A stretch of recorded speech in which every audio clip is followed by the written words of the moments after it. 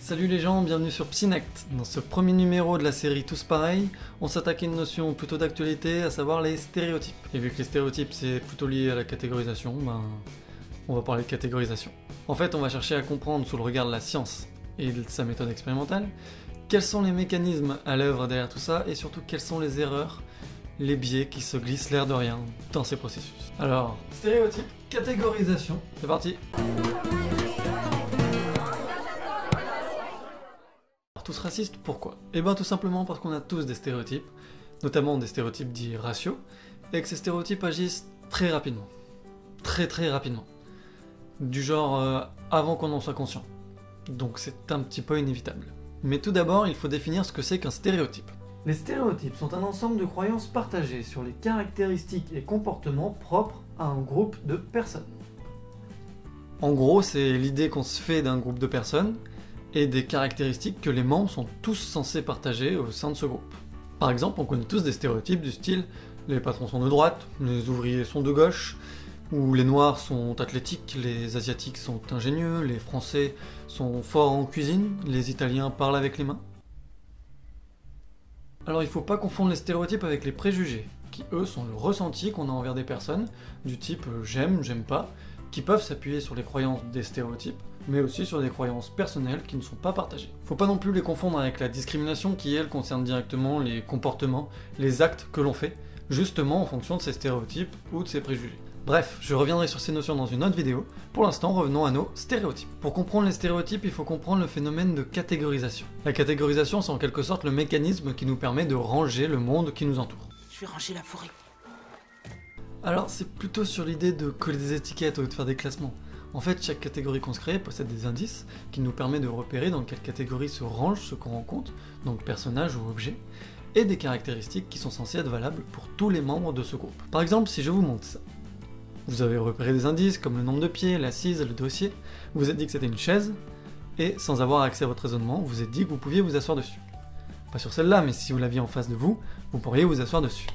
C'est quand même super pratique de ne pas avoir à la décortiquer dans tous les sens pour savoir ce qu'on peut en faire. Et ben les stéréotypes c'est pareil, sauf que les caractéristiques qu'on associe à la catégorie, c'est de l'ordre de la croyance, donc pas très sérieux, pas très rigoureux, et donc difficilement applicable à tous les membres du groupe. Mais la catégorisation implique un ou deux problèmes, et pour les comprendre, on va faire une petite expérience. Prenez un papier, un crayon, faites pause pour chercher tout ça, et maintenant vous allez tenter d'estimer la longueur en centimètres des 8 barres qui vont défiler sous vos yeux. Chaque barre va apparaître 2 secondes, suivi d'un écran de à peu près 1 seconde, le temps de faire pause pour marquer votre mesure. Vous êtes prêts? C'est parti!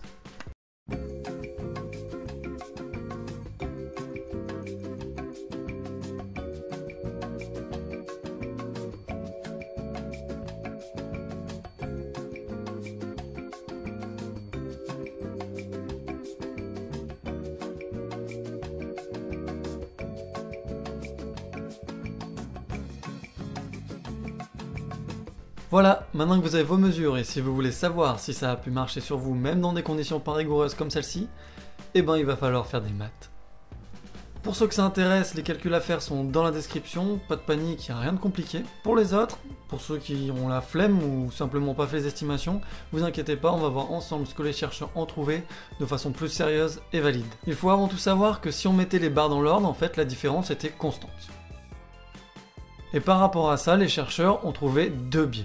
Le premier est le fait qu'on perçoit une plus grande différence entre les groupes qu'il n'y en a réellement. Par exemple, ici, on va trouver que la plus petite des A et la plus grande des B sont bien plus différentes qu'elles ne sont réellement. Et même si elles étaient égales, on aurait tout de même trouvé la barre A plus grande que la B car elle fait déjà partie de la catégorie qu'on associe au plus grand. Ça c'est le biais de contraste et dans la vie de tous les jours ça peut expliquer le fait qu'on trouve que les Italiens sont si différents des Suisses ou des Espagnols alors qu'ils sont géographiquement juste à côté. Le deuxième biais trouvé par les chercheurs est le fait que les différences à l'intérieur d'une catégorie sont minimisées. Par exemple ici on va trouver que les A se ressemblent beaucoup plus qu'ils ne se ressemblent réellement et de même pour les B. Ça c'est le biais d'assimilation et dans la vie de tous les jours ça peut expliquer le fait qu'on peut penser que les Italiens sont tous les mêmes. Ou encore plus parlant, on peut penser que les Asiatiques se ressemblent tous. Mais la limite de ce biais, c'est qu'il ne marche pas trop avec les groupes auxquels on appartient. Si on reprend le dernier exemple et que vous êtes vous-même asiatique, et ben vous trouverez que les asiatiques ne sont pas du tout pareils. Alors imaginez si ça marche avec des petites barres et des catégories qu'on se crée en 2 secondes, juste avec des petites lettres toutes innocentes placées là juste pour faire joli. Imaginez ce que ça peut faire à l'échelle humaine, où les catégories sont construites sur toute la vie, avec des différences qui souvent sont un peu plus marquées qu'une simple petite lettre. Vous comprendrez donc pourquoi on a l'impression de se trouver si différent de certains groupes de personnes, et de trouver qu'en plus, à l'intérieur de ces groupes, ils se ressemblent tous. La catégorisation implique aussi une auto-catégorisation, c'est-à-dire le fait de se sentir soi-même appartenant à un groupe, ou réciproquement, se sentir extérieur à d'autres groupes. Le groupe auquel on appartient, c'est l'endogroupe. Le groupe auquel on n'appartient pas, c'est l'exogroupe. Et cette distinction devient problématique quand on associe l'exogroupe à des stéréotypes. On en perd même notre empathie. C'est en tout cas ce qu'ont montré des chercheurs au sujet des stéréotypes dits raciaux. Ils ont mis un casque super sexy sur la tête de leurs participants pour mesurer leur réaction empathique. Et dans cette expérience, ils se sont intéressés au domaine de la douleur et ont cherché à mesurer comment réagissait le cerveau en voyant quelqu'un d'autre souffrir. Ils ont montré aux participants une main en train de se faire piquer par une aiguille. Quand le participant était blanc et qu'on lui montrait une main blanche se faire piquer par une aiguille, là il avait vraiment mal pour l'autre, l'empathie était au top. Par contre, quand le participant blanc voyait une main noire se faire piquer, globalement il s'en foutait. L'empathie... Et réciproquement, quand on montrait une main noire à un noir, l'empathie était... Quand on lui montrait une main blanche... Mais le plus intéressant, c'est que les noirs et les blancs avaient plus d'empathie pour une main violette que pour la main de l'exogroupe. Oui, une main violette. Ça n'existe pas, mais vu qu'on n'a jamais rencontré ces gens violets, on n'a pas eu le temps de leur coller des stéréotypes, et donc, on n'a pas eu le temps de se sentir différent d'eux. Faudrait que les gens changent de couleur tous les jours en fait.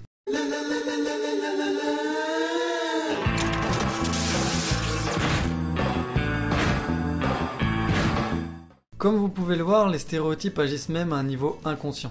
Ce sont des croyances qui nous sont apprises très tôt, et qu'on a souvent l'impression de vérifier. Je dis l'impression parce que même à ce niveau-là, on est tous buggés. Il y a essentiellement 2 processus qui nous font croire que les stéréotypes sont vrais.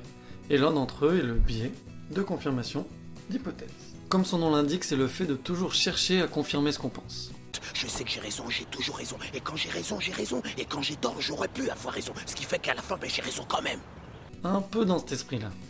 Mais encore une fois, c'est souvent inconscient. On va négliger, donc oublier ou ne pas remarquer les choses qui ne nous arrangent pas, et on va se focaliser sur les choses qui confirment ce qu'on pense. Et si on trouve quelque chose qui contredit un peu trop notre théorie, c'est simplement l'exception qui confirme la règle.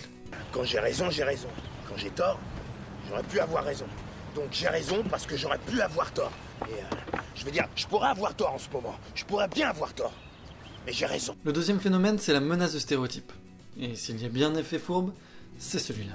Si on prend des noirs et des blancs aux USA, où le stéréotype sur la moindre intelligence des noirs est très fort, et où les noirs connaissent l'existence de ce stéréotype. Si on leur demande de faire un test d'intelligence, suivant la consigne qu'on va donner pour ce test, les résultats ne vont pas du tout être les mêmes.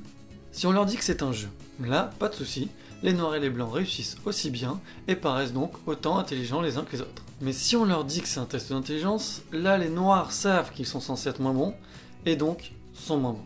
Et on retrouve le même effet si on conserve la consigne des jeux, mais qu'avant ça on leur fait remplir un formulaire où ils doivent renseigner sur leur appartenance ethnique. Le fait de devoir dire qu'ils sont noirs réactive chez eux les stéréotypes, pensent qu'ils doivent être moins bons, et sont moins bons. En fait, la personne victime de stéréotypes, si elle se sent évaluée sur celui-ci, va avoir peur de le confirmer. Ça va donc la distraire, ça va la stresser, elle va donc moins bien réussir, et va finir par confirmer le stéréotype. En résumé, nous faisons tous de la catégorisation. C'est un processus très utile et de toute façon inévitable. Le problème, c'est que cette catégorisation fait naturellement émerger des stéréotypes. Stéréotypes qu'on se charge ensuite de confirmer via des processus comme le biais de confirmation d'hypothèse ou la menace du stéréotype. Ce qui fait que ces croyances s'entretiennent toutes seules et deviennent résistantes. Au final, les stéréotypes sont bien plus le reflet de nos mécanismes mentaux défaillants plutôt qu'une vision lucide de la réalité.